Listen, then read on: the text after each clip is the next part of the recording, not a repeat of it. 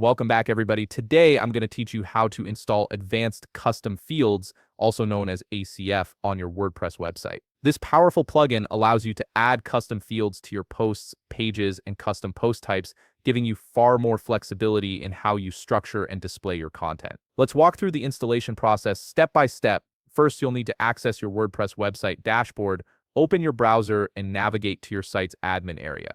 This is typically found by adding /wp-admin to the end of your domain name. Enter your admin credentials to log in. Make sure you're using an account with administrator privileges, as you'll need the proper permissions to install plugins. Once you're logged into your dashboard, direct your attention to the left sidebar where you'll find the main navigation menu. Look for the option labeled Plugins and hover over it. A submenu will appear with several options. Click on Add New Plugin.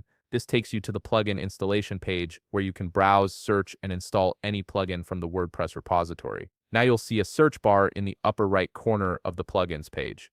Click into this search field and type Advanced Custom Fields. As you type, WordPress will automatically filter the results to show relevant plugins.